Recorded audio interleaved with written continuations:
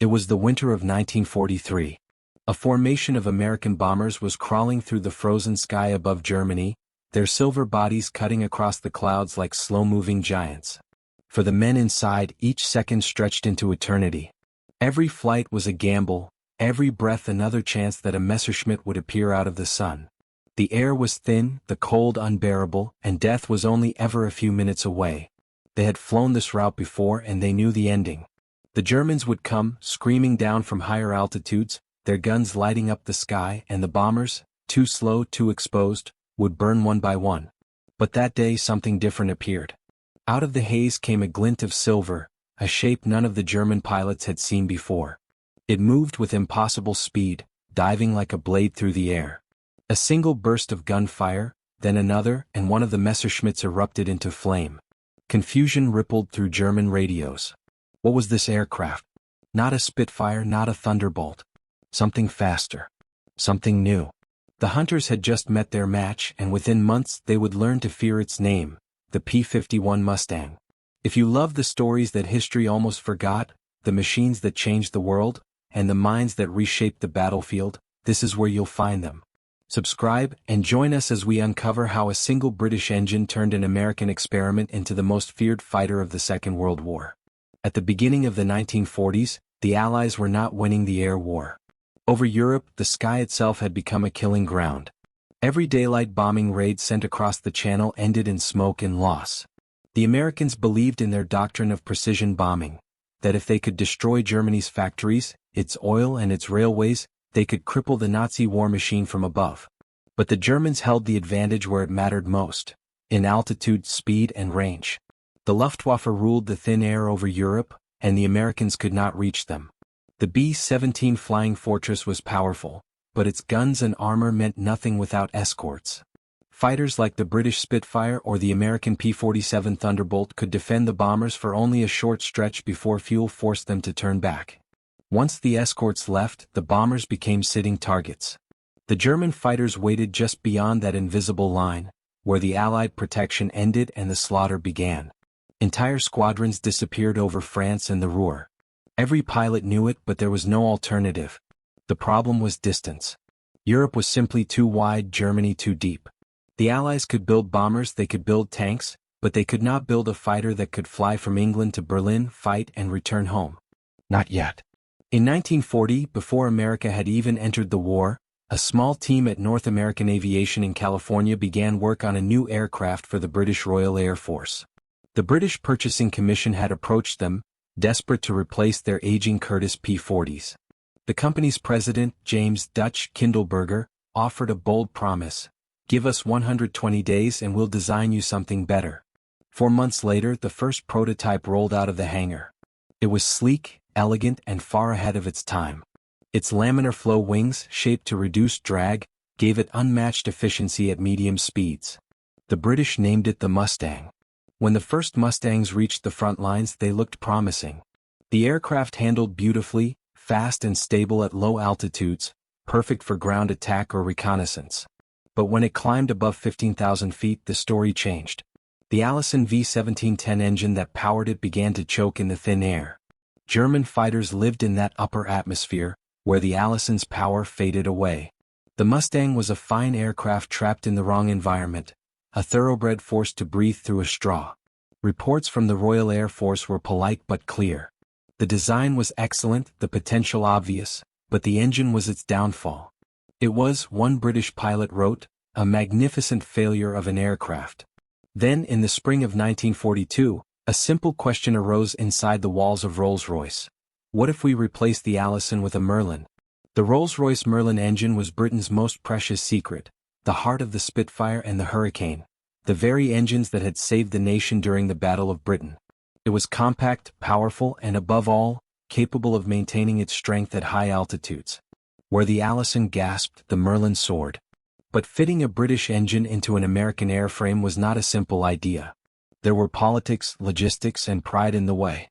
The British barely had enough Merlins for their own fighters, and the Americans were reluctant to depend on foreign engineering. Yet a few engineers in England refused to let the thought die. Among them was test pilot Ronald Harker at the Rolls-Royce facility in Hucknall. He arranged for one Mustang to be modified to carry a Merlin 61, the same engine used in the Spitfire Mk9. The conversion was completed in October 1942. The test flight that followed would quietly alter the course of the war. When the Merlin-powered Mustang lifted from the runway, Harker realized immediately what had been born. The climb rate nearly doubled. The speed increased by over 50 miles per hour. The ceiling rose above 40,000 feet. The aircraft handled like a dream, even in the freezing air where German fighters ruled. It was not just an improvement, it was a transformation. Within weeks, Rolls-Royce sent the results to the British Air Ministry and to American officials. The reaction was disbelief, followed by urgency. The Mustang with a Merlin engine could fly higher, faster, and farther than anything the Allies possessed. It could escort bombers deep into enemy territory, fight the Luftwaffe on equal terms and still return home. It was the weapon they had been missing since the first day of the air war. Production, however, was another matter. Britain could not build enough Merlins for both Spitfires and Mustangs. The answer came from across the Atlantic. The Packard Motor Company in Detroit began producing the Merlin under license, adapting British blueprints for American mass production. Soon, the new engine, designated Packard V1650, was ready for the first American-built P-51B and C models. From the outside, the aircraft looked almost identical, but inside it had a new soul. It could now climb above 30,000 feet and still gain speed in a dive that left even German pilots stunned. And most importantly, it could fly to Berlin and back. For the Allies, this was more than a machine. It was proof that cooperation could win wars, that technology shared across borders could achieve what neither nation could alone. The Mustang was born American but perfected by British engineering. Its heart came from Derby, its wings from California, its purpose from necessity. As 1943 drew to a close, the first Merlin Mustangs arrived in combat units of the 8th Air Force. Pilots climbed into cockpits still smelling of new metal and factory oil, unaware that they were about to fly the aircraft that would change everything. The Luftwaffe, stretched thin and exhausted, did not yet realize that its reign over Europe's skies was ending. The storm that had begun in a small British workshop was about to break over Germany with the roar of a new engine. The world's most unlikely fighter, half British, half American, was ready for war. And within months, it would earn a reputation that no German pilot could ignore. The Mustang was coming and nothing in the sky could escape it. By early 1944, the war in the air had reached its breaking point. For 4 long years, the skies over Europe had belonged to the Luftwaffe. Their fighters, led by the legendary Messerschmitt Bf 109 and the Focke-Wulf 190, had carved dominance from precision, discipline, and fear. Every Allied bomber that crossed the Channel entered a killing field. Even with heavy defensive guns, even in tight formation, they were torn apart. The daylight raids had become a test of courage, not strategy. And in London and Washington, the casualty reports told the truth no one wanted to read. Air superiority, the dream of the Allied High Command, was still in the hands of Germany. Then the Mustang arrived. It slipped quietly into service with the 8th Air Force, stationed in cold English airfields lined with concrete and mud. Pilots looked at the new plane with cautious optimism. They had seen so many miracle weapons before, so many promises that never survived the first engagement. But the numbers spoke for themselves: faster, higher, longer range. And once the pilots strapped in and heard the sound of the Merlin roar, they knew it was something different. The first Merlin Mustangs went operational with the 354th Fighter Group, flying escort for B-17 and B-24 bomber formations bound for deep Germany. Their mission was simple but brutal: stay with the bombers all the way to the target and back, no matter the distance, no matter the odds. It was something no Allied fighter had ever done before. On their first missions, even the bomber crews didn't believe it. They watched through frosted glass as the Mustangs stayed in formation mile after mile, long after the Thunderbolts had turned home. Over the radio came disbelief and laughter. "They're still with us," one gunner said. "They're not turning back." And then the German fighters came. The Luftwaffe had grown used to the pattern: strike at the bombers once the escorts vanished, hit fast, dive through, break away, climb back to altitude and strike again. But when the Mustangs met them head-on, that pattern shattered. The Merlin-powered P-51s climbed as high as the Messerschmitts, dove faster than the Focke-Wulfs, and could chase them home across the Rhine. For the first time, the hunters were being hunted. German pilots at first thought they were facing a new Spitfire variant. It wasn't until captured intelligence and wrecks confirmed the truth that the word spread through Luftwaffe command.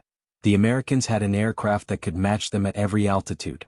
Reports from frontline units described the Mustang as the long-range menace and the Silver Death. In those months, the Mustang did what no weapon had done before. It changed the psychology of air combat. The Luftwaffe, once confident and aggressive, began to hesitate. Their commanders ordered them to attack bomber formations no matter the cost, but now the cost was unbearable.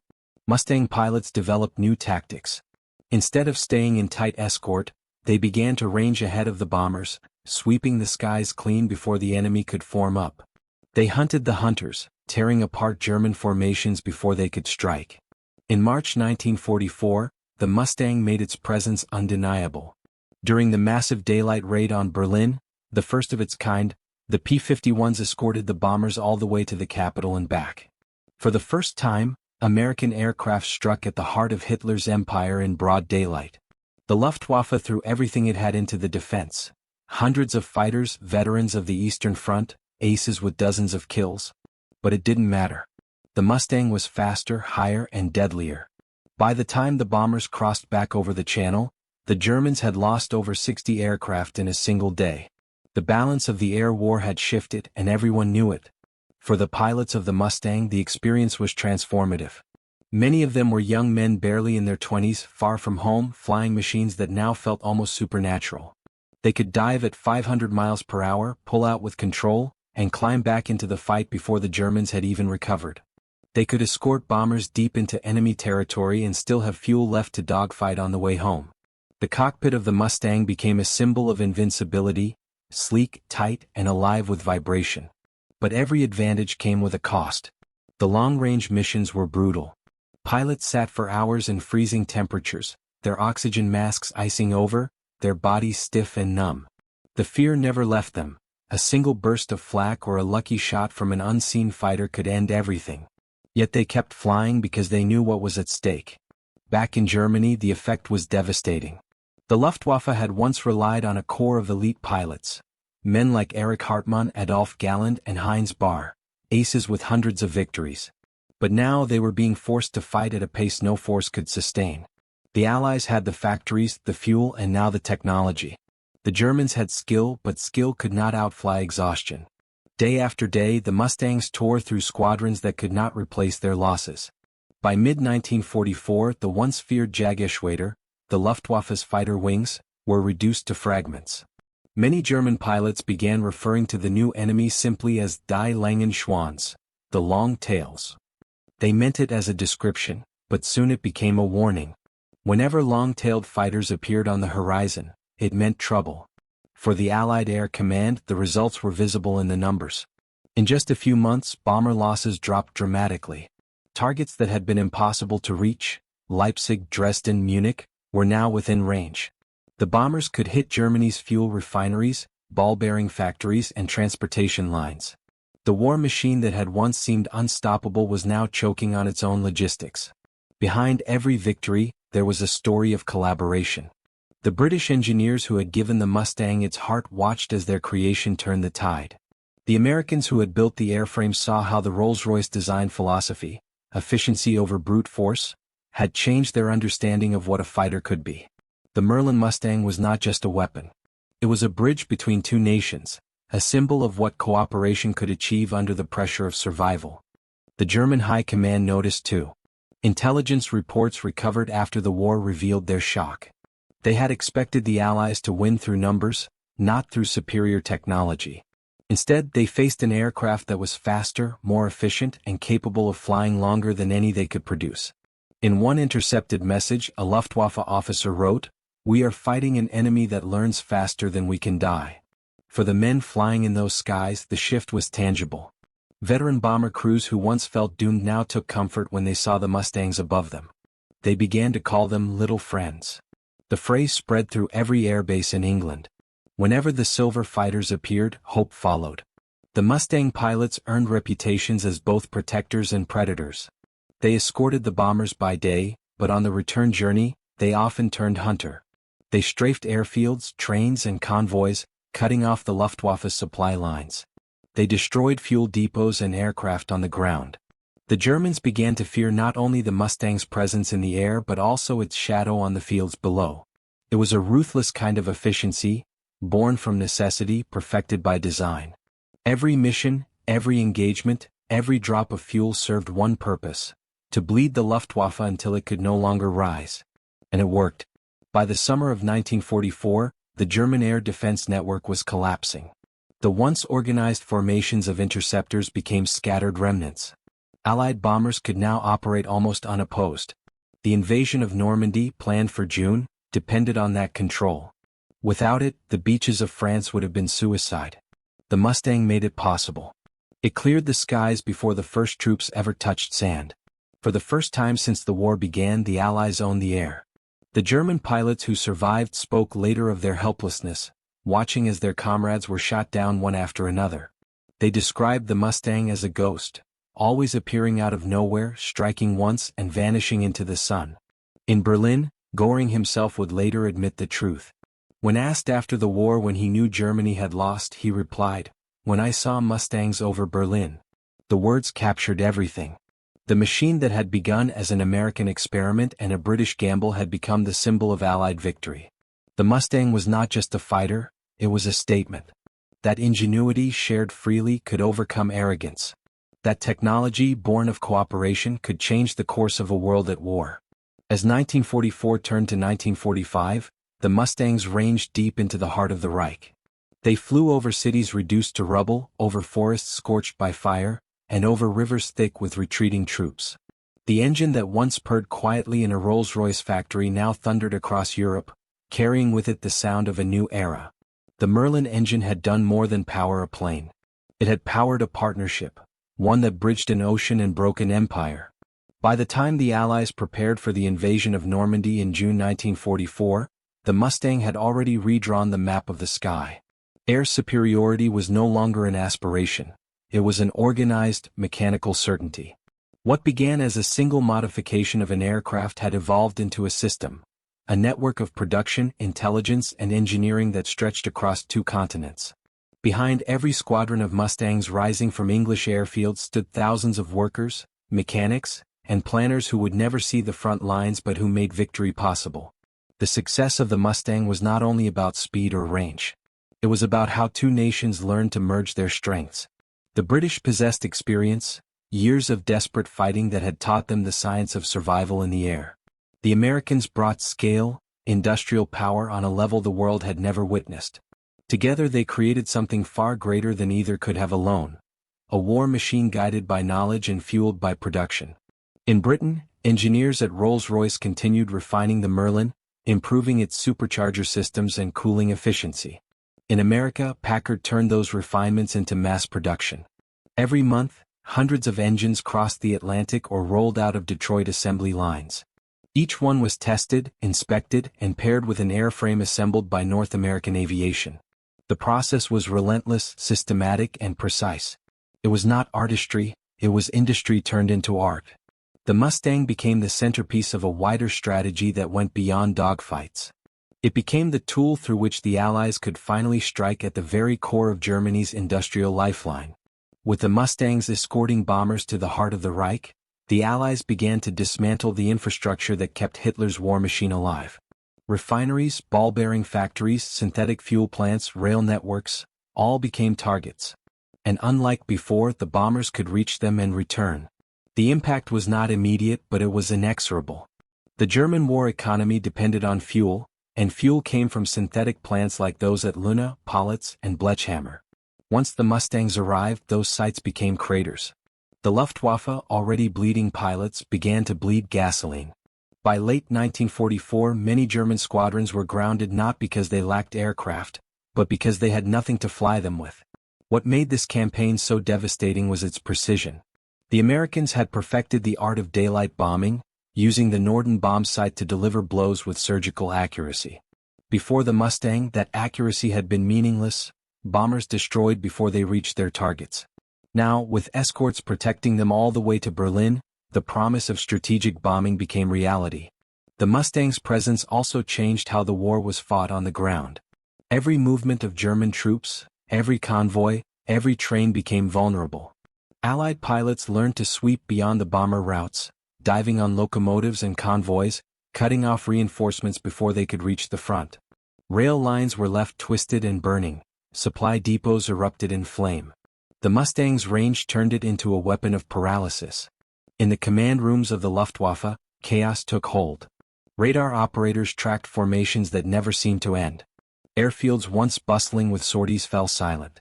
Maintenance crews scavenged parts from wrecked planes to keep a handful flying.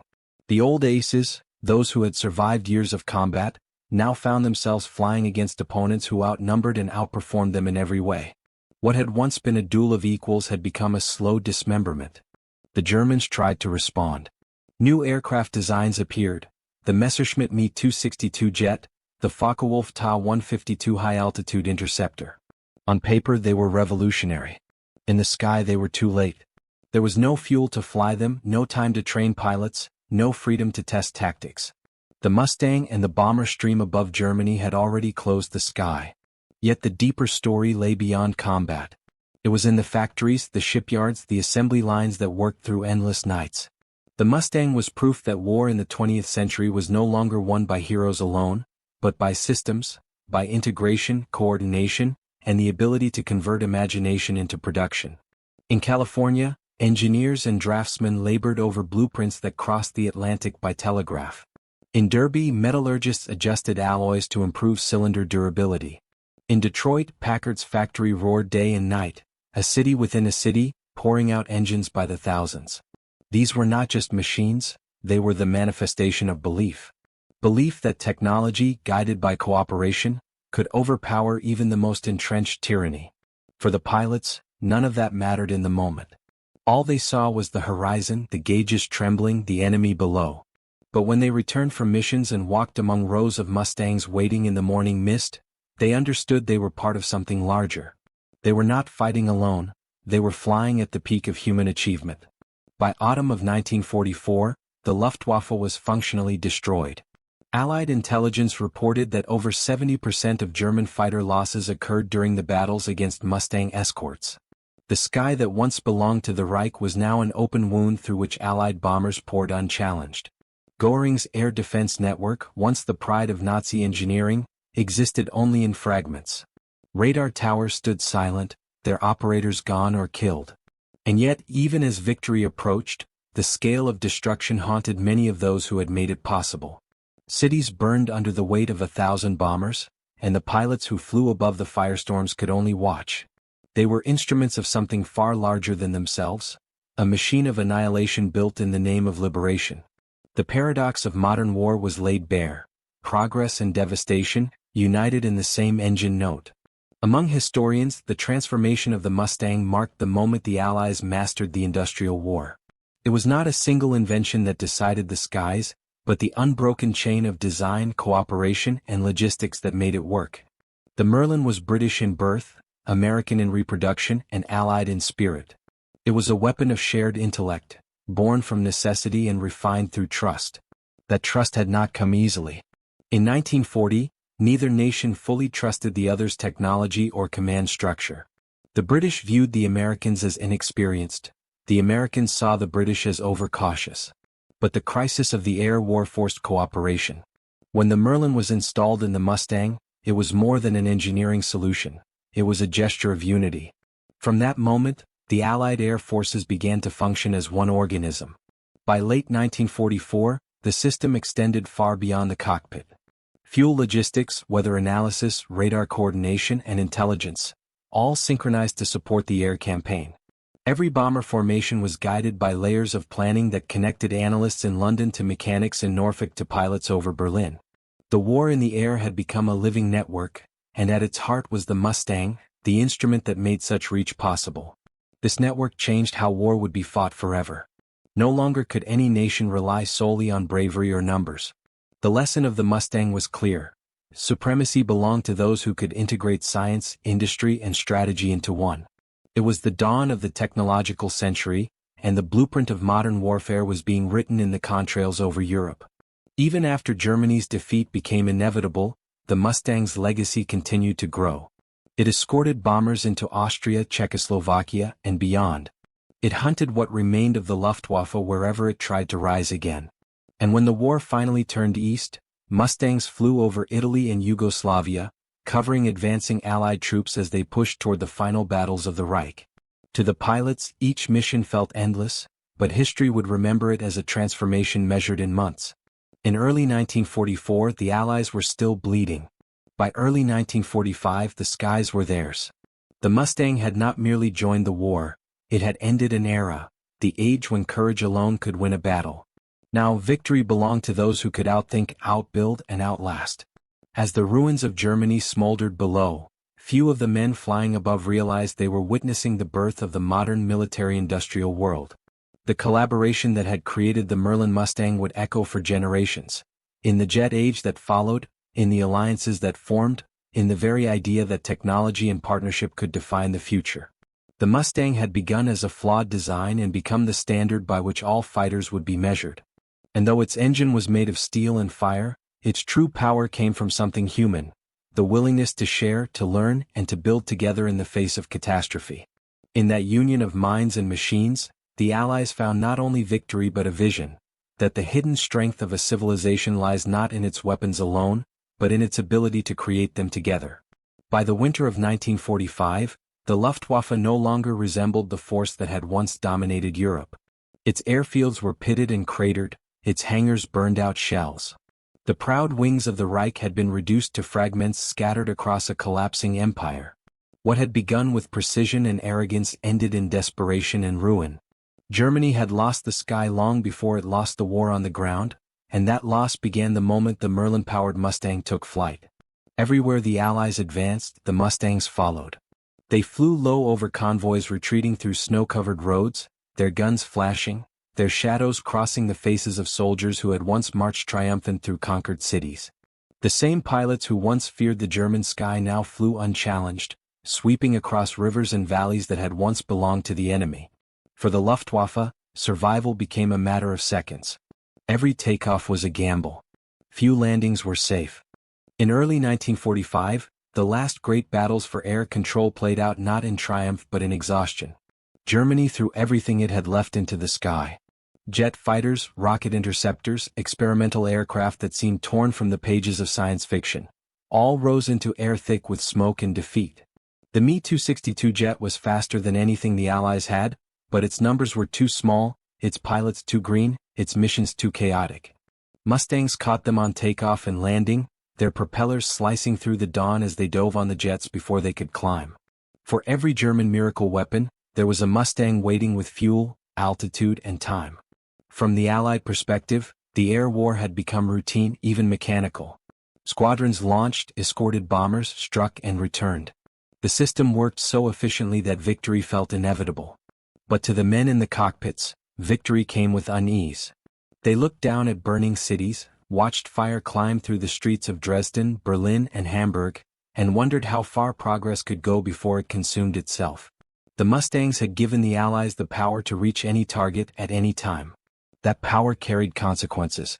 Precision bombing became destruction on an industrial scale. Entire neighborhoods disappeared under waves of fire. What had started as a battle for survival now looked like the dismantling of a civilization.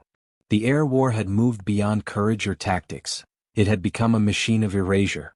Many Mustang pilots wrote in their diaries that the silence after combat was the hardest part. The engine would wind down, the canopy open, and the world outside would be still, far too still for what they had just witnessed. Some felt pride. Others felt guilt. Most felt both.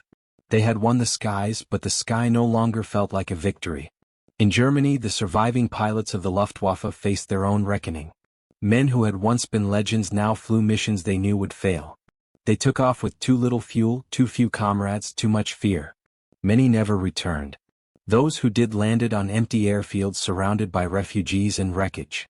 Their commanders were gone, their radios silent. The empire that had promised eternity was crumbling beneath them, and above, the silver shapes of Mustangs traced lines of inevitability across the sky. When the war began, the Luftwaffe had believed technology would secure its dominance. It had pioneered radar, precision tactics, advanced aircraft design.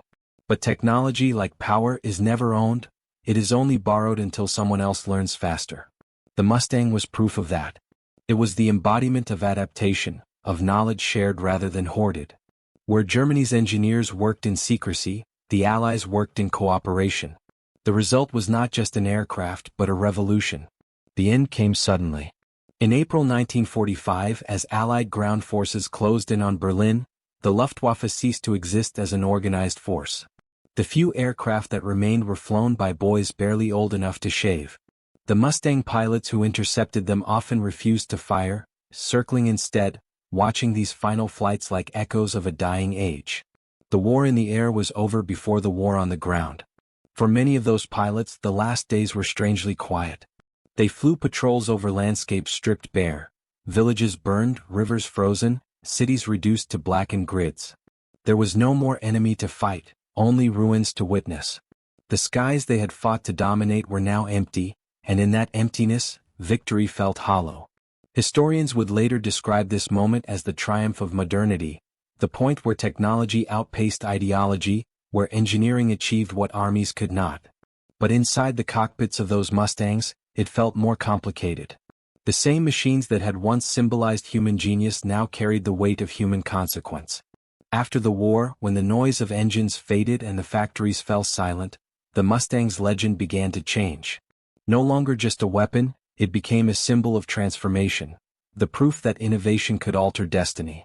In museums and documentaries, it would be remembered as the perfect fighter, the machine that won the skies. Yet behind that perfection lay the truth. The same intelligence that builds can also destroy with equal precision. The cooperation that created the Mustang would survive the war. Engineers who had once designed weapons for survival turned their skills toward peace. The jet age began with men who had learned their craft on Mustangs and Merlins. Britain and America, once separated by pride and politics, entered a new era of partnership, one that would define the shape of the world for the next century. But in 1945, that future was still far away. For now, there was only the present, the endless gray of the sky, the smell of oil and cold metal, the hum of victory mixed with exhaustion.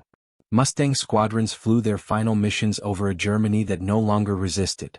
They photographed the ruins, escorted the last supply flights, and watched as surrender unfolded below. In one of the last reports of the war, an American commander wrote, "The air is ours. There is no fight left to find." The words were both celebration and epitaph. The Mustang had done its work too well. On May 8, 1945, Germany surrendered. Across airfields from Normandy to Norway, the Mustangs stood lined in silence, their canopies glinting under pale spring light. The men who had flown them walked among their machines, touching the wings, the fuselage, the engine cowlings as if to thank them for bringing them home. For some, the war's end meant relief. For others, it meant the end of purpose. The noise that had filled their lives was gone, leaving only the echo of what it had achieved. The Luftwaffe's wreckage lay scattered across Europe, burned, buried, forgotten. Its proudest aces, once symbols of invincibility, now sat in prison camps or fled into obscurity. And above them, the legend of the Mustang rose into myth. In the aftermath, the question lingered, what had it all meant? The victory was real, the freedom undeniable, but the cost was written across the cities below. The Mustang had proven that mastery of the air could decide the fate of nations. Yet it had also shown that no mastery comes without a shadow. The men who built the Merlin engine had dreamed of defending their island from destruction. The men who built the Mustang had dreamed of speed and beauty. Together, they had created the ultimate weapon, and discovered that perfection in war is only another form of tragedy. Years later, as veterans stood beside restored Mustangs at air shows and memorials, they often spoke with quiet reverence. Not pride exactly, something closer to awe. They knew they had flown at the intersection of history and invention, where human skill reached its highest peak amid humanity's lowest hour. The war had ended, but the sound of the Merlin still haunted them. To many, it became the sound of both salvation and loss, the song of an engine that had carried them through fire and left them with silence. The Luftwaffe had fallen. The Allies had won. And somewhere between the two, the P-51 Mustang had become more than a machine. It had become a mirror, reflecting the brilliance and the burden of an age that learned how to build its own power, and how to live with the weight of it. When the guns fell silent in 1945, the world tried to remember what peace sounded like. The smoke cleared, the airfields emptied, and the engines that had shaken continents now sat in hangars, cooling to silence. Among them were the Mustangs, hundreds of them lined wing to wing across English and French airstrips, their silver skin catching the pale light of a new world. For a generation that had lived beneath the roar of war, the quiet felt unnatural, almost fragile. The Mustang had outlived its purpose, but not its meaning. It was no longer a weapon, it was a witness. To the men who had flown it, the machine carried every memory, the trembling of hands before takeoff, the faces of comrades who never returned, the smell of fuel mixed with fear. For those who survived, it became a link to the years when the future of civilization had hung by a thread and an engine's hum had been the sound of hope. The Rolls-Royce Merlin too had done its duty. Born in the quiet halls of British engineering before the war, it had carried two nations through fire. It powered Spitfires over the Channel, Lancasters over Berlin, and finally Mustangs over a broken Reich. In every cylinder, every bolt, every vibration, there was the echo of a collaboration that had defied both politics and distance. The war had forced the British and the Americans to trust one another, and that trust had rewritten the future. As peace settled across Europe, the world entered a new age of flight. The jet engine replaced the propeller, the speed of sound replaced the speed of bravery. But the Mustang remained, lingering like an echo of a time when human hands could still shape perfection from metal. It flew in Korea, in civilian races, in airshows where children stared up at its silver wings, unaware that those curves had once meant life or death. Historians would later say that the P-51 was the most successful fighter of World War II. That it turned the tide of the air war, that it made D-Day possible, that it shortened the conflict by months, maybe years. All of that was true. But numbers could never capture what the Mustang really represented. It was not only about performance or victory. It was about the idea that when two nations shared their minds and their machines, they could achieve the impossible. The Merlin engine was, at its core, an act of faith. Faith in science, in cooperation, in the quiet certainty that progress, if used wisely, could protect rather than destroy. When the British offered it to the Americans, they were not giving away a secret. They were passing a torch. And when the Americans built it anew, they did not merely copy it. They multiplied it, industrialized it, and returned it as a symbol of shared power. Together, the two became inseparable, the heart of one nation beating inside the wings of another. That was the hidden truth of the Mustang's legend, that victory was not born from dominance, but from union. After the war, many of the engineers who had built these machines found themselves in a new kind of race. Some turned their minds toward peace, creating engines for commercial flight, machines that would carry passengers instead of bombs. Others joined the new competition of the Cold War, where the next frontier was no longer Europe's skies, but the edge of space. The lessons of the Merlin and the Mustang followed them everywhere. Efficiency, precision, cooperation. These were no longer military ideals. They had become the foundations of the modern world. In that sense, the Mustang story never truly ended. It became a bridge between eras, between the wars of the past and the technologies of the future. The jet age owed its existence to the men who had built and flown propeller aircraft to perfection. Every supersonic engine carried a trace of the Merlin's DNA, the obsession with airflow, the balance between weight and power, the endless pursuit of efficiency. But as the decades passed, the Mustang also became something quieter, a relic of craftsmanship, a symbol of when engineering was still personal. Each rivet was placed by hand. Each engine was tuned by ear.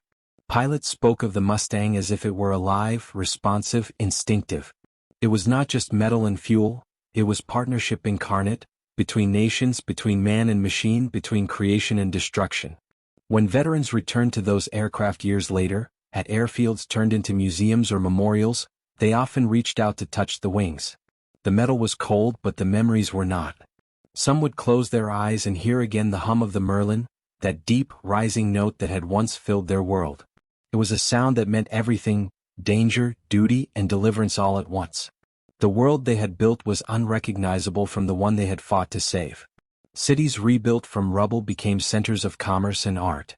The same industrial systems that once forged weapons now built cars, airplanes, and satellites. The idea of alliance, born from necessity during the war, became the foundation of peace. NATO, the United Nations, the global partnerships that defined the latter half of the century. All of it traced back, in some quiet way, to the cooperation that had created a fighter plane out of two nations' genius. In the shadow of history, the Mustang stood as proof that the alliance between Britain and America was more than politics. It was shared survival. The engine that once roared over occupied Europe became a metaphor for the strength that could emerge when pride was set aside and knowledge was shared. And yet there was another legacy, a warning. The same mastery that had brought the Allies victory also brought humanity to the threshold of annihilation. The war had revealed not just what could be built, but what could be destroyed. From the ashes of one technological triumph came others. The V-2 rocket, the atomic bomb, inventions born from the same minds that had once crafted the Merlin's elegance. The line between salvation and catastrophe had never been thinner. For that reason, the Mustang story is not only one of glory. It is also a reminder that progress is a double-edged blade. The same innovation that lifts us can also end us. The lesson of the Merlin was not that genius wins wars, but that genius must be guided by conscience. As the 20th century moved forward, the world forgot the details but remembered the feeling. The image of the Mustang in flight, nose pointed slightly down, wings glinting, engine screaming in perfect harmony, became shorthand for a moment when technology and humanity met in balance. For one brief instant, the equation worked. Brilliance served purpose, power served principle. In the years that followed, the survivors aged. The engineers, the pilots, the ground crews, they disappeared one by one. But the machines endured. Restored Mustangs still take to the skies, their Merlins echoing across airshows from Duxford to Oshkosh. Crowds look up, children shield their eyes, and for a heartbeat, time folds. The past becomes present. The roar of that engine, sharp, rising, alive, reminds the world of what once was and what must never be forgotten. If you listen closely, you can still hear it, not in the air but in the way the world was built after.